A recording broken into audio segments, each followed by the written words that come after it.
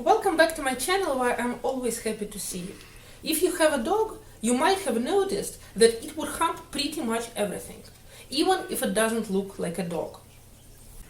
But what if it gets interested in your cat? Let's consider a less violent case. You're having a romantic getaway at the beach, and you end up having sex in the ocean. Some sperm gets away. Does it mean that you are now a proud daddy of a bunch of little mermaids? Luckily for you, no. The first problem is that the sperm might die in the environment that might be ideal for different species, for example in the ocean. And you have a unique chance to see that with your own eyes. When I add sea urchin sperm to the sea urchin eggs, you can see a lot of movement. The sperm is definitely alive, and it's very active. Click on the link if you want to find out why. Fertilization happens just about a minute after the sperm has been added, and you can see the formation of the clear ring around the egg. Again, click on the link if you are interested what's that ring. When I add the human sperm to the sea urchin eggs, everything looks much calmer. You don't even see that the sperm is alive. Instead, you can see some kind of crystals. Most likely the components of the semen are crystallized in the presence of the ocean salt. Fertilization never happens because the sperm gets killed in the ocean. Cool, right? But what if the sperm happens to survive? Most likely it won't be able to recognize the egg from a different species and just simply swim past it. In addition, even if the recognition happens, the sperm would need specific enzymes to penetrate the egg that might differ between species. Even the size and the shape of the sperm can be different. For example, here I am showing the sperm from the sea urchin and from the human, and you can see that they're quite different. So most likely this process would stop even before it has the chance to begin. But what will happen if the sperm actually gets inside the egg? Will we have the weird looking creature like this? Still, most likely no. The reason for that is that different species usually have different number of chromosomes. And that's why the crossbreeding usually happens between the animals that have the same number of chromosomes and that belong to the same genera.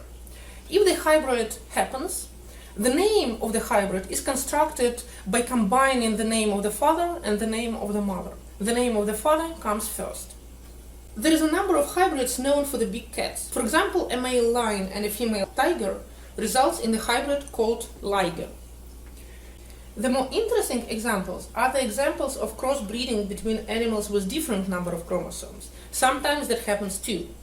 For example, Zonkey is a child of a male zebra that has 46 chromosomes and a female donkey who has 62 chromosomes. The resulting Zonkey has 54 chromosomes. The well-known mule is also a hybrid, and it is a child of a male donkey with 62 chromosomes and a female horse with 64 chromosomes. If you switch the parents and made the female donkey with a male horse, the resulting animal will be called a hinny. But this hybrid is less common because it's easier to obtain the hybrid when the male is the one who has the lower chromosomal count. Both mule and hinny are sterile. When the two animals mate, each contributes half of the chromosomes to the child. So the child of traditional mating gets the same number of chromosomes as his parent. When the different animals like horse and donkey mate, they also contribute half of their chromosomes to the child.